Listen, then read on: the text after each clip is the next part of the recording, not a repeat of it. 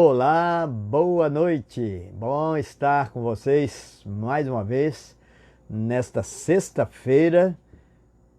E paz, meus irmãos, feriado nacional. Hoje o Dia do Trabalhador. Que Deus abençoe os trabalhadores e que Deus tenha misericórdia daqueles que perderam os seus empregos, mas Deus é aquele que repõe aquilo que nos é necessário. Então, aqueles irmãos que estão passando por esses momentos, saibam que Deus está cuidando de tudo isso e Ele vai restaurar a condição de trabalho de cada um de vocês em nome de Jesus. Eu quero ler um texto em Romanos, no capítulo 8, versos 26 e 27, que diz assim: também o Espírito semelhantemente nos assiste em nossa fraqueza, porque não sabemos orar como convém, mas o mesmo Espírito intercede por nós sobremaneira com gemidos inexprimíveis. E aquele que sonda os corações sabe qual é a mente do Espírito, porque segundo a vontade de Deus é que ele intercede pelos santos.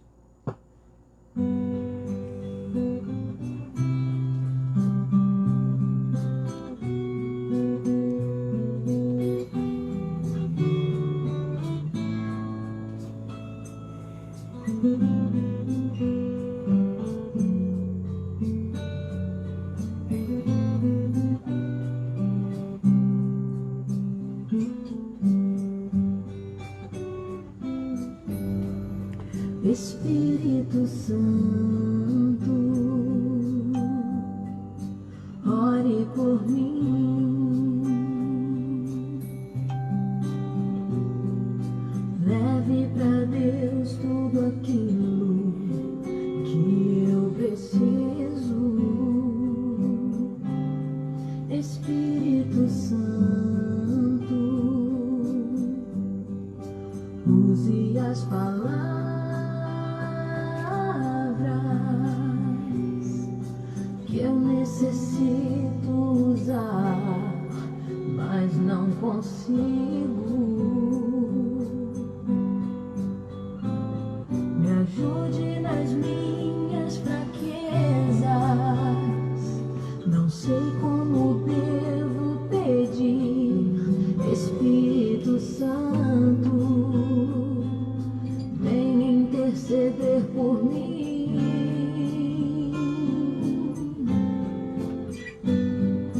Todas as coisas cooperam para o bem daqueles que amam a Ti. Espírito Santo, vem orar por mim. Estou clamando, estou pedindo, só Deus sabe a dor que estou sentindo. Meu coração está ferido, mas o meu clamor está subindo. Estou clamando, estou pedindo, só Deus sabe a dor que estou sentindo. Meu coração está ferido, mas o meu clamor está subindo.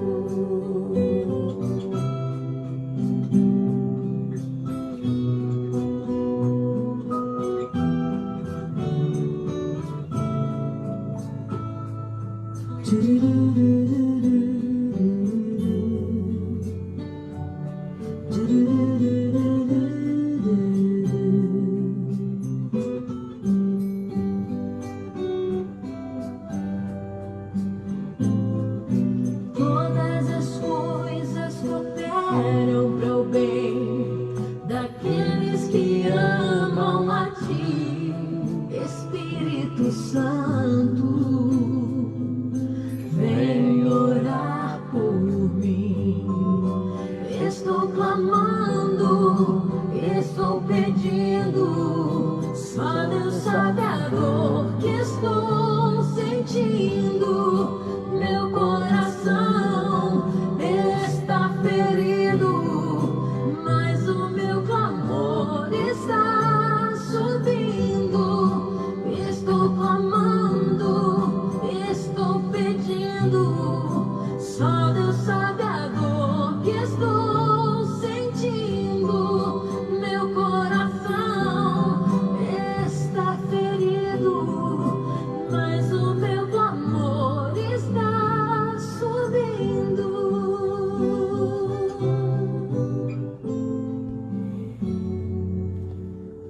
Amém. O Espírito Santo de Deus, sabendo que nós não sabemos orar, ele então se coloca como nosso intercessor. Você já imaginou quem é que intercede por você? Quem é que intercede pela igreja? Quem é que intercede por nós? O Espírito Santo. Que bênção! Que alegria podemos nos confortar nesta revelação da palavra de Deus. E falando em oração, lembrando que hoje começou os 31 dias de oração e evangelização pela família. Foi lançada essa grande campanha ontem da Junta de Missões Nacionais e hoje então nós começamos. Você lembrou de fazer este primeiro dia? Nós colocamos ali, né, no zap da igreja, para que você possa fazer todos os dias com a sua família.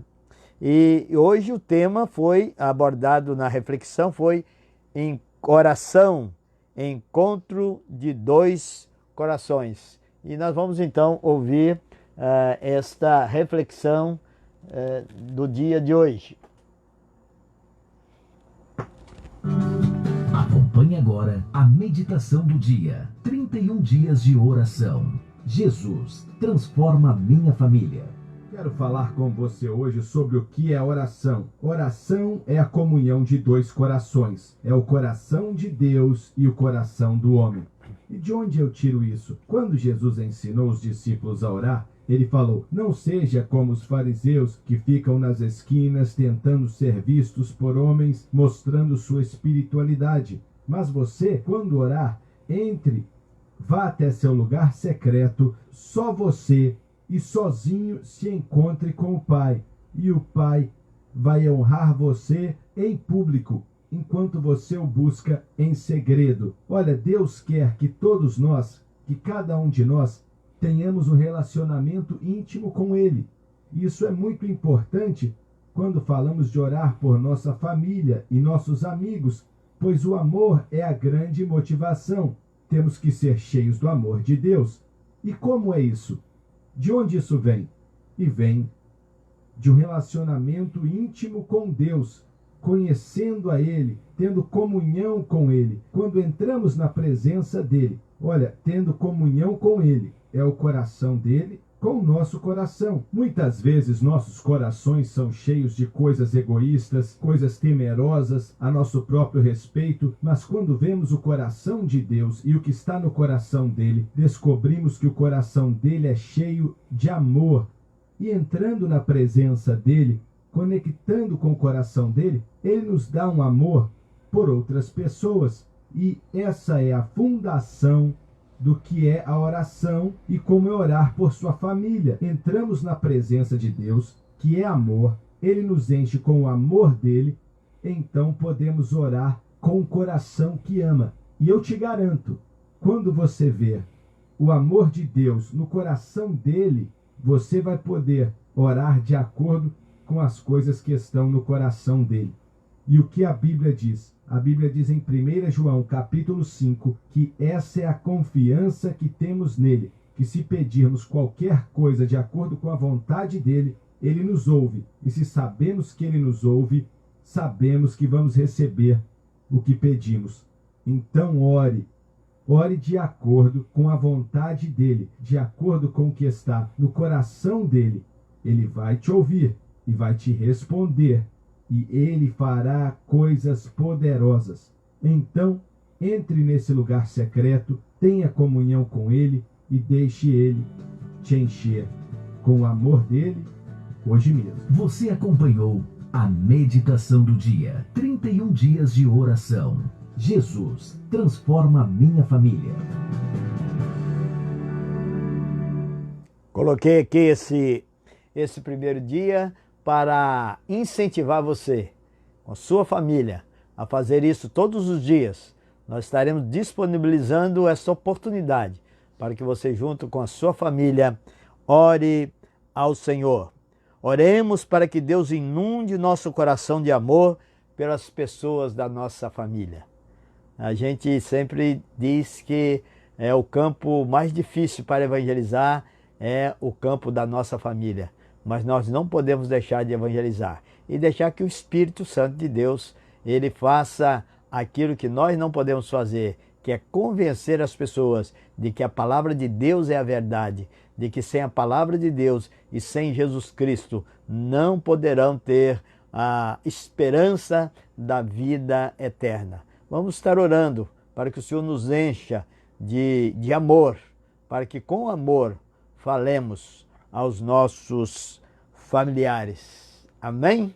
Que Deus abençoe.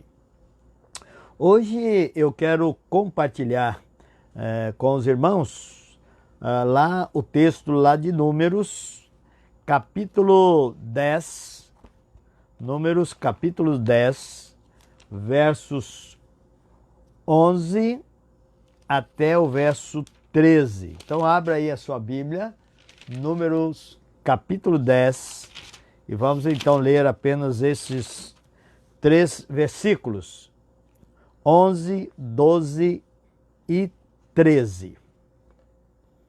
Ok?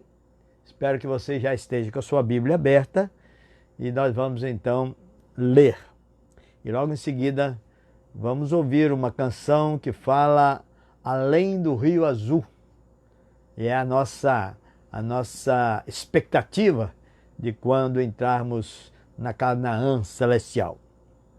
Aconteceu no ano segundo, no segundo mês, aos 20 do mês, que a nuvem se ergueu de sobre o tabernáculo da congregação. Os filhos de Israel puseram-se em marcha do deserto do Sinai, jornada após jornada, e a nuvem repousou no deserto de Parã. Assim, pela primeira vez, se puseram em marcha segundo o mandado do Senhor por Moisés.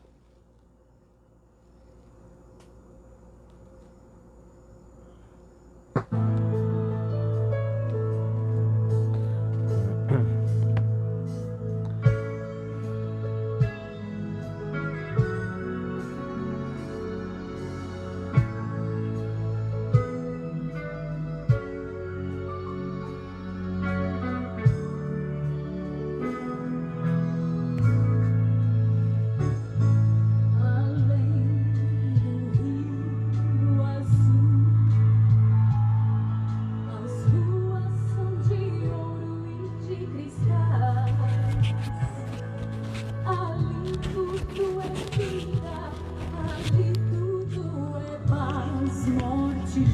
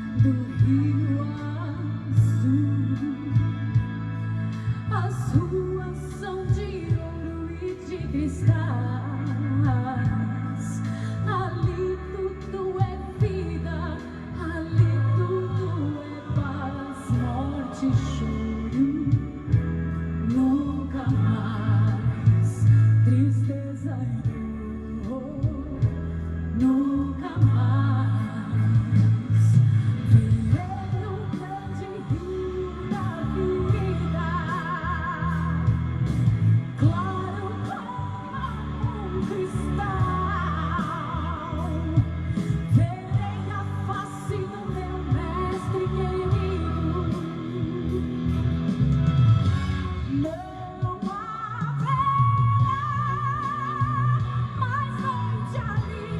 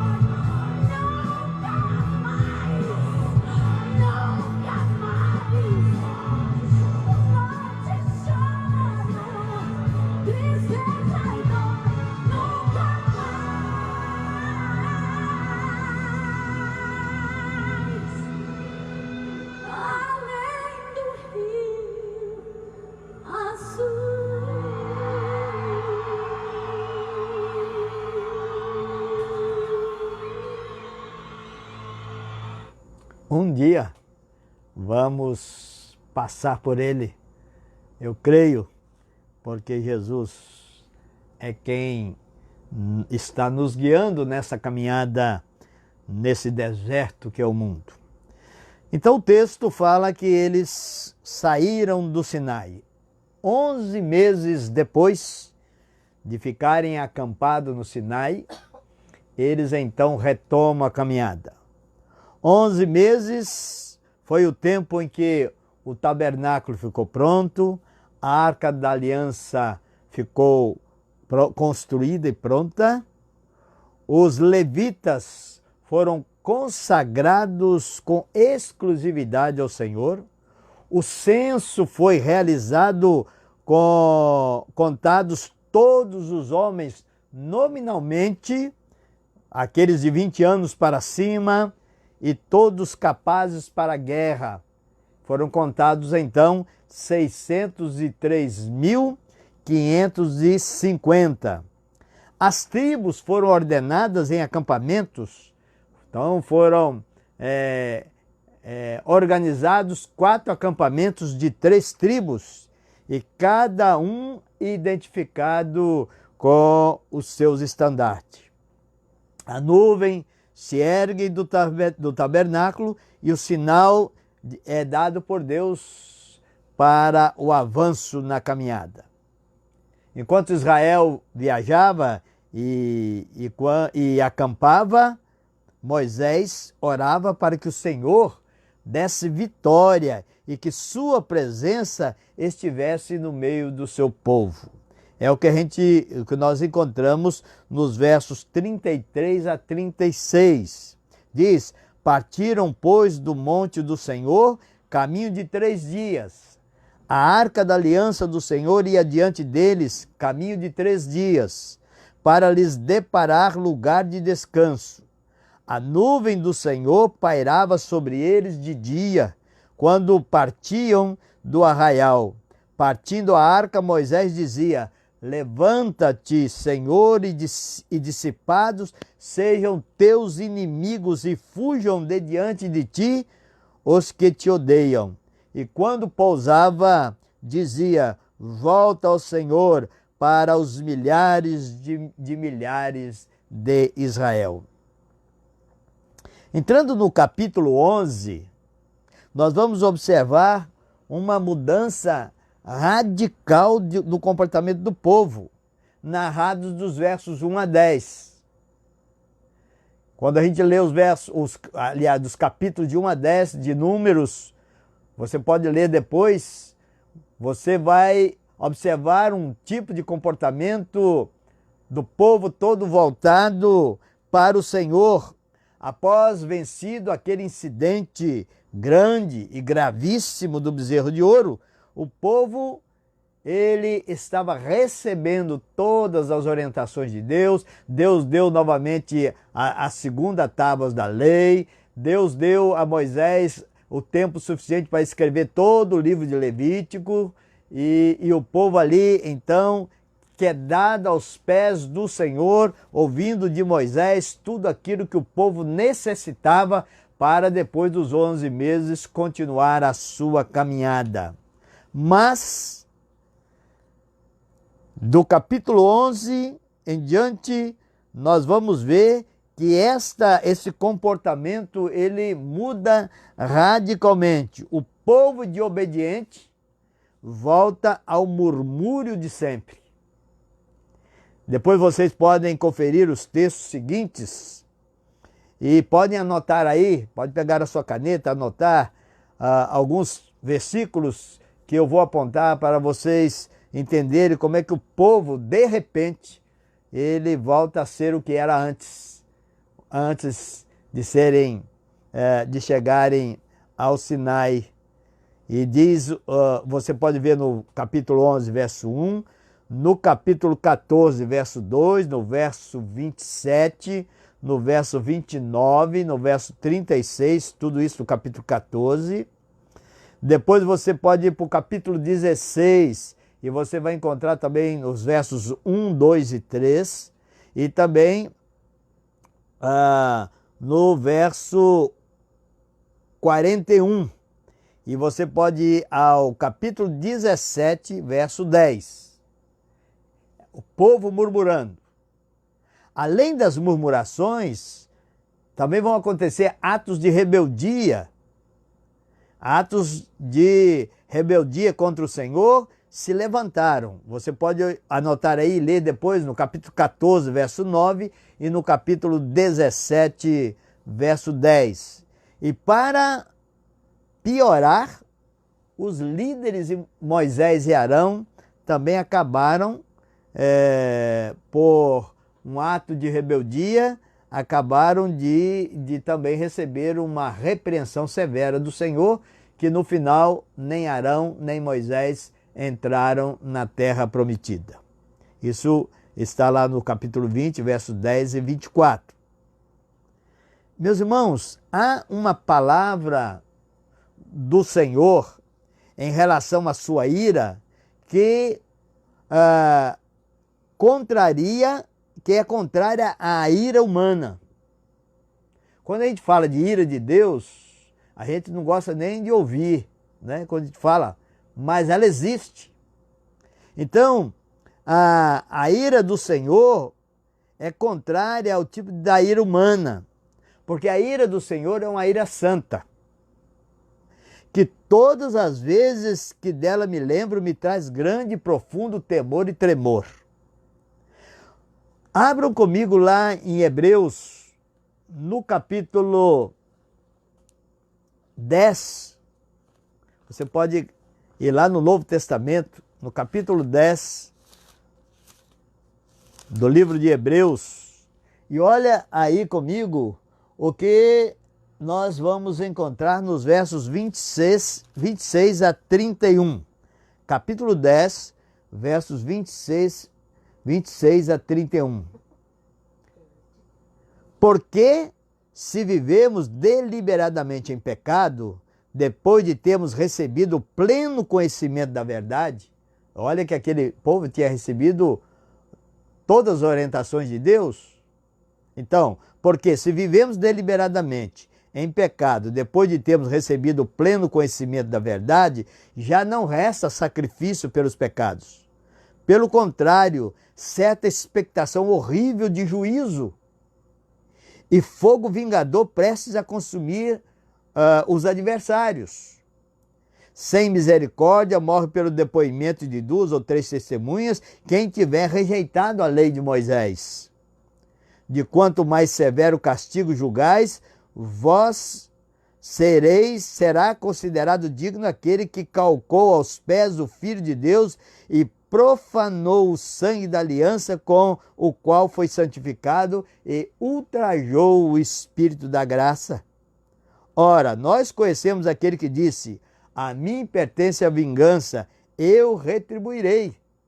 E outra vez, o Senhor julgará o seu povo.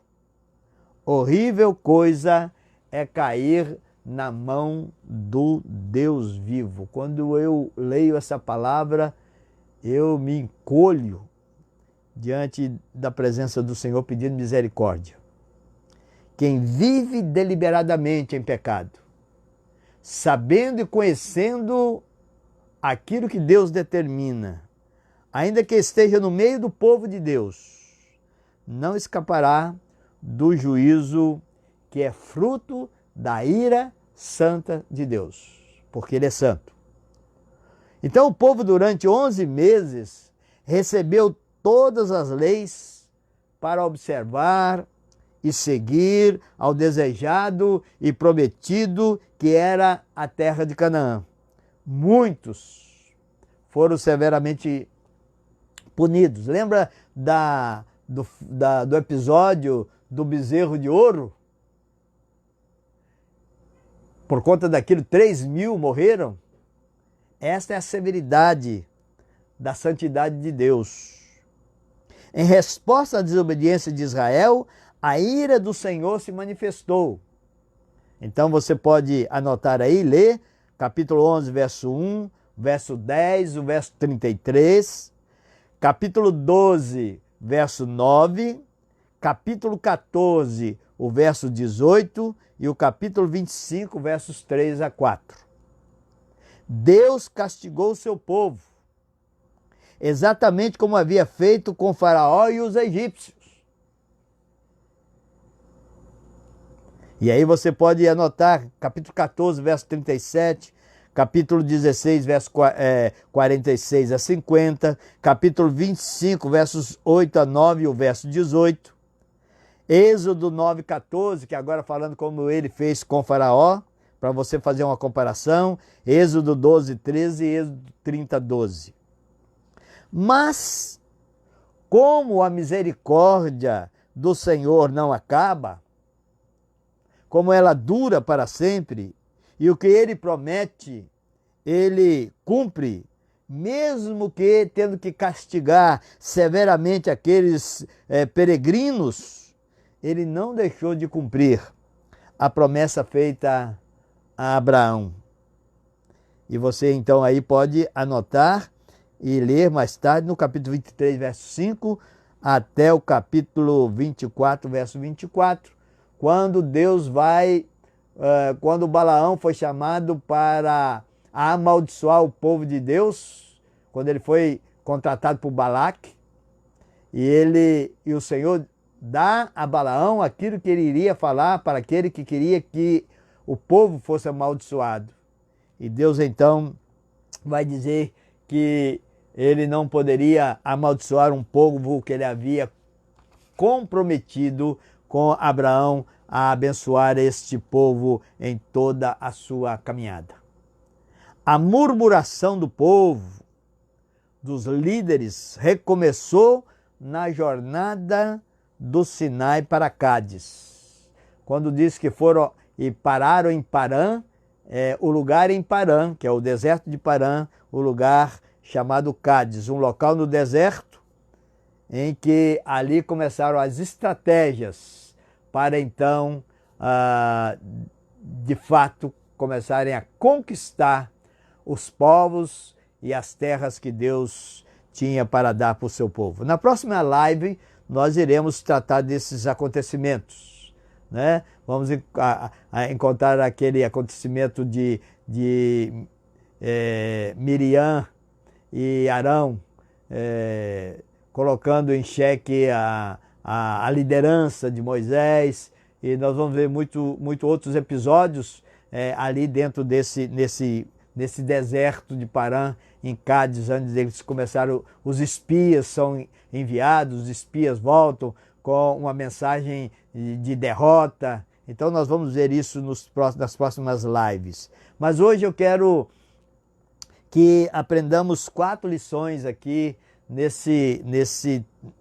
nessa palavra de hoje. Primeira, a cada parada na caminhada, seja por um dia, seja por 2, por 3 ou até 11 meses, como foi no Sinai, é determinada por Deus para fazer concertos, para confirmar alianças, para disciplinar e, o mais importante, para confirmar que apesar dos nossos murmúrios, que apesar dos nossos atos de rebeldia, Ele nos levará até o dia de tomarmos posse do prometido pelo Senhor Jesus.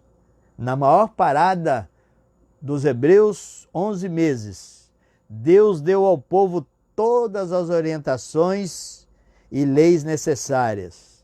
E Ele, através do livro de Levítico, Ele vai exigir do seu povo santidade, porque você lendo o livro de Levítico com muita atenção, você vai ver sempre Deus dizendo: eu sou o Senhor, eu sou santo.